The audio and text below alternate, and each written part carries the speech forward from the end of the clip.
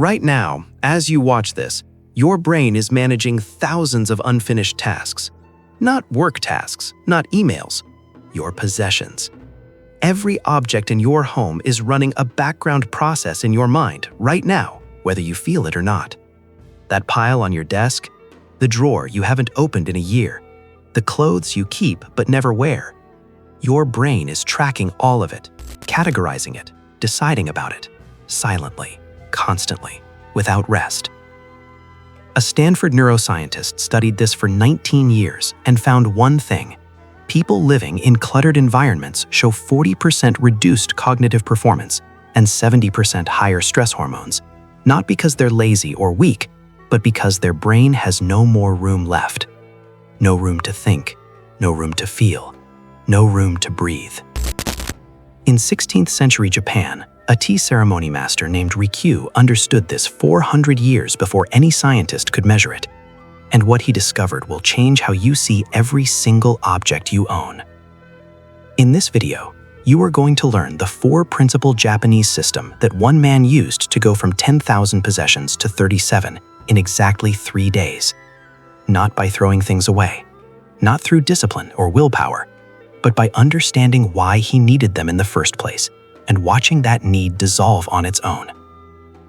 This system is called the Rikyu Method, and by the time we reach the end, you will have a step-by-step path you can start tonight, no matter how much you own or how long you've been buried. Stay until Chapter 4. That's where everything shifts. Let's begin. Chapter 1. The Breaking Point. Tokyo, 2009. Kenji was 38 years old, a successful marketing director, and he was having a panic attack on the floor of a department store. Not because of stress at work, not because of a personal crisis, because he had gone to buy a black t-shirt and there were 127 options. Just black t-shirts. His brain locked. He sat down on the floor, unable to move. Security found him 20 minutes later. The doctor had a name for it: acute decision fatigue, leading to analysis paralysis. Translation: Kenji's life had become so full, so cluttered with choices, possessions, and mental tabs that his brain simply could not function anymore. Think about your own morning for a second. How long does it take you to decide what to wear? How often do you open the fridge, stare for 2 minutes, and close it without deciding? How many times have you sat down to rest and instead felt more tired? That is not weakness. That is your brain telling you it is out of capacity. Kenji went home that night and looked at his apartment with new eyes. He counted 10,000 possessions, 67 pieces of clothing he rarely wore, 312 books he hadn't opened, 4 laptops collecting dust, kitchen gadgets for cooking he never did, furniture for guests who never came, and a box left to him by his mother before she died that he had been too afraid to open for 3 years. That night, he opened the box. Inside was a single piece of paper, 7 words in her handwriting. Simplify your life before life simplifies you. Kenji didn't sleep that night. He researched the one word his mother had always mentioned, but he had always dismissed as old-fashioned: Kanso, the Japanese principle of simplicity. What he found was not a decluttering method. It was a complete explanation for why his brain was collapsing and exactly how to stop it. Chapter 2. Kanso, the simplicity that saves your brain. Kanso. In the 1500s, Japanese tea ceremony master Sen no Rikyu developed this principle not as a lifestyle trend, but as a philosophy of what the human mind actually needs to function. Rikyu wrote, "Every unnecessary object in your space is violence against your consciousness." Violence. That word is deliberate and exact. Not inconvenience, not clutter, violence. Every object that does not serve your actual life today is actively draining your mental energy. Here's how it works inside your brain. Your brain does not distinguish between what you are actively looking at and what is sitting in your peripheral vision. It tracks everything, categorizes everything, assigns priority to everything, unconsciously, without stopping. 67 clothing items equals 67 daily micro-decisions your brain makes before you even get dressed. 312 unread books equals 312 silent guilt triggers every time your eyes pass the shelf. 4 laptops equals 4 background anxiety loops running at all times. Kenji's 10,000 possessions were not possessions. They were 10,000 open browser tabs running in his mind simultaneously. No wonder the browser crashed. But here's what makes the Japanese approach different from everything else you have tried. Most Western decluttering tells you to get rid of things. Kanso says, first understand why you needed them. Because if you throw things away without understanding the need, you will just fill the space again. Rikyu's formula: eliminate to essence. The most beautiful life is not the fullest, it is the simplest. Kenji did not throw a single thing away that night. Instead, he did what Rikyu taught. He sat in the center of his apartment, closed his eyes, visualized the entire space completely empty. Then, one by one, he mentally added back only what genuinely served his actual life today. Not tomorrow, not someday, today. He started at 11 p.m. He finished at 4 a.m. And what he found shocked him. Of 10,000 possessions, only 127 survived. Everything else fell into one of 4 categories: fantasy self items, objects for the person he imagined becoming but wasn't; fear insurance, things kept just in case to manage anxiety about the future; past identity anchors, possessions that preserved who he used to be; emotional medication, things bought to feel better that only deepened the emptiness. None of it served the person actually living in that apartment right now. But removing 9,873 objects from his mind only revealed the next problem, one that most people never see coming. Pause for 10 seconds right now. Think about the last thing you bought that you no longer use. When you bought it, what were you feeling right before you bought it? Boredom, emptiness, anxiety, the need to reward yourself? That feeling, not the object, is what this next chapter is about. Chapter 3: Seijaku. Why silence terrifies you. Day 2 of Kenji's transformation revealed something no minimalism video ever talks about. He woke up expecting to feel relief. He had mentally cleared 9,873 possessions from his mind. But instead, he felt terror, because with the objects gone, he could finally feel what he had been medicating: complete, absolute, suffocating emptiness. This is the moment most people run back to accumulation. The moment you realize, I was not collecting things because I loved them. I was collecting things to avoid feeling this. Rikyu taught that Kanso, simplicity, must always be followed by Seijaku, tranquil stillness, because simplicity reveals what you have been hiding from, and most people cannot handle what they find without the distraction of possessions, decisions, organizing, shopping, wanting. Kenji sat on his floor, and he let the feelings come. Hour 1, restlessness, every nerve screaming to do something, anything. Hour 2, anxiety rising, hands fidgeting, mind racing. Hour 3, the wall broke. He cried for 3 hours, not gentle tears, violent, body-shaking sobs. He cried for his mother, who had tried to teach him this for years, and he had been too buried to hear her. He cried for 15 years spent accumulating instead of living. He cried for the relationships he had let go cold because he was always managing things instead of people. And when it was finally done, something extraordinary happened. The grief did not disappear, it transformed. A Harvard psychologist who studied avoidance behavior for 20 years found consumer accumulation is primarily an avoidance mechanism. When possessions are removed and people are guided to sit with emerging feelings, 85% report initial panic, followed by profound emotional processing and relief. The possessions were not making them happy, they were preventing them from processing unhappiness. This is the truth Western minimalism never tells you. The clutter in your home is not the problem. It is a symptom. The problem is what the clutter is protecting you from feeling, and you cannot solve the symptom without understanding the source. So how do you sit with the emptiness without running back to your phone, your shopping cart, your next project? Rikyu taught one instruction: sit. Do not fill it. Do not fix it. Do not medicate it. Just sit. The stillness will teach you what the objects were hiding. Chapter 4: Ma. Empty space is not nothing. Day 3 brought Kenji to the third principle. And this is where the Japanese understanding of simplicity becomes completely different from anything you have encountered before. Ma. the concept of negative space. In the West, we declutter to make room for more things. We clear a shelf so we can organize it better. We clean out a closet so we can refill it with better stuff. Ma teaches something entirely different. Emptiness is not the absence of something. Emptiness is something. Rikyu taught the most important part of a tea room is not the tea, the bowl, or the ceremony. It is the empty space. Because empty space is where breath happens, where thought emerges, where beauty lands, where life flows. Without Ma, even the most perfect object becomes violence. Kenji applied Ma to every area of his life, not just his apartment. His old calendar had every hour scheduled, no breathing room. His new calendar had 50% empty space, with only essential commitments remaining. Result?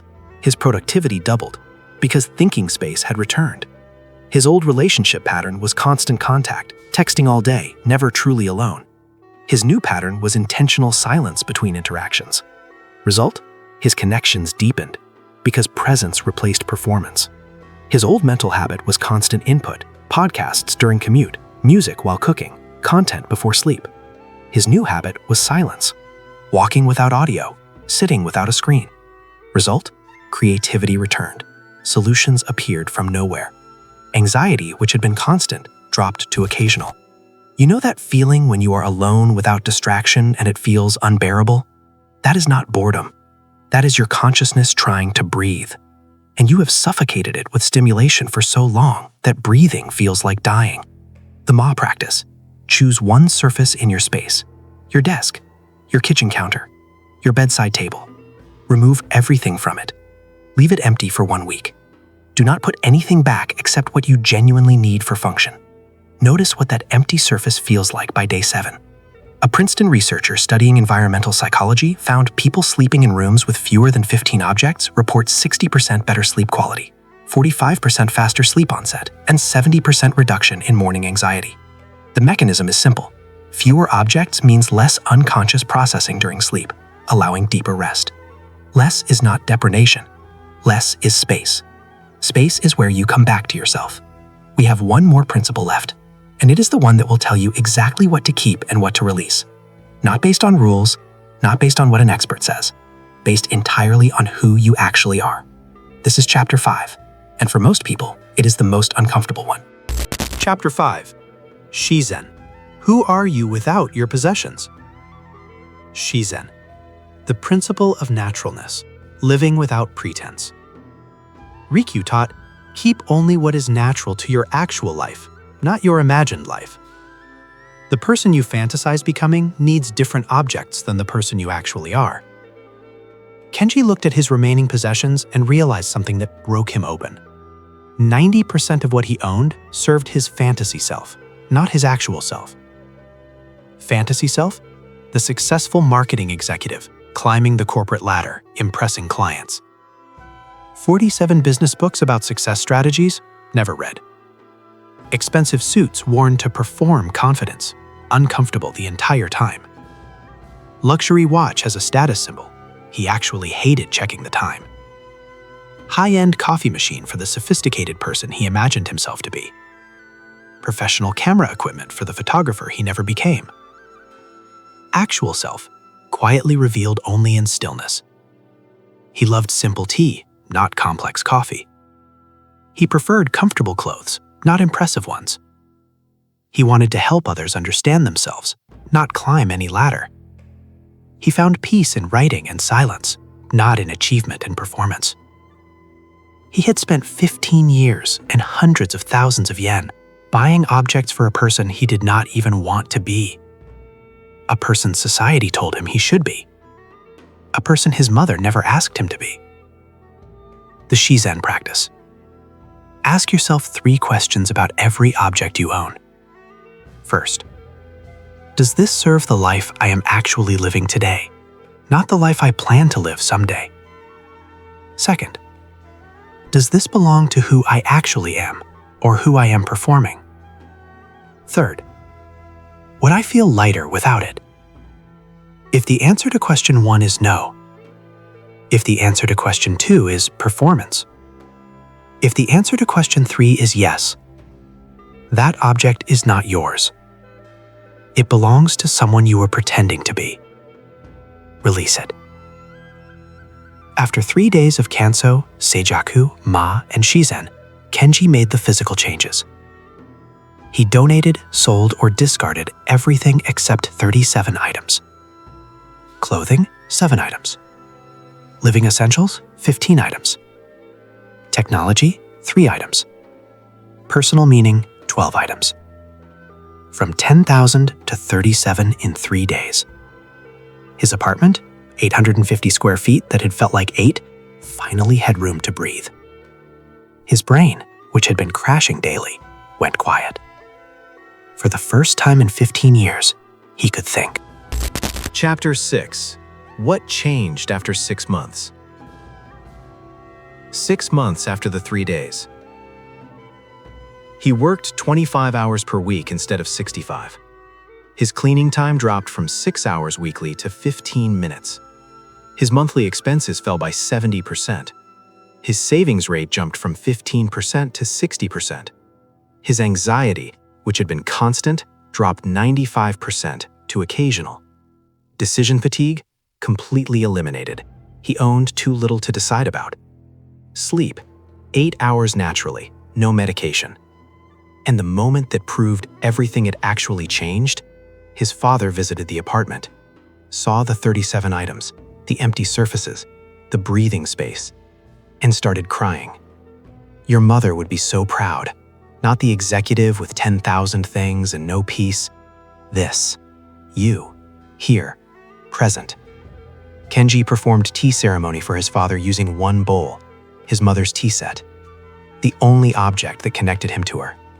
In the ma of the empty room, in the Seijaku of the ceremony, he understood, finally, what the 7 words meant. Simplify your life before life simplifies you. Death is the ultimate simplification. You leave with nothing, but you can choose to live with almost nothing before death forces it. And in that choice, you find everything that actually matters. Where to start tonight? You do not need 3 days like Kenji. You need 4 weeks. Week 1. Kanso. Do not throw anything away yet. Just see. Close your eyes in your bedroom. Visualize it completely empty. What would you bring back if starting fresh? Everything else is cognitive violence. Just see it. That is all. Week 2. Seijaku. Create 30 minutes of daily silence. No phone, no content, nothing. Let feelings surface without medicating them. Write down what the objects are helping you avoid. Week 3. Ma. Choose one surface. Remove everything. Leave it empty for 7 days. Notice the piece of empty space. Only return what genuinely serves function. Week 4. Shizen. List what serves your actual self versus your performed self. Begin releasing the performed self's objects. Notice how pretense requires possessions. Authenticity requires almost nothing. Then the 90-day challenge. Release 1% of your possessions daily. By day 90, you will own 3% of what you started with. That 3% is everything that actually matters. Rikyu died in 1591, ordered to take his own life by a warlord who could not understand his teachings. His final act, perform tea ceremony with complete simplicity, then face death with the same presence he had brought to every cup of tea. He demonstrated the ultimate teaching. Life is a tea ceremony. You bring only what is essential. You create beauty through emptiness. You are present for each moment. And when it ends, you leave with nothing. You are already living this. The question is whether you will live it consciously, through simplification, or unconsciously, until life simplifies you. Kenji chose consciousness. The 4 principles are now yours. Kanso, Seijaku, Ma, Shizen. Start tonight. If this shifted something in you, subscribe and hit the bell.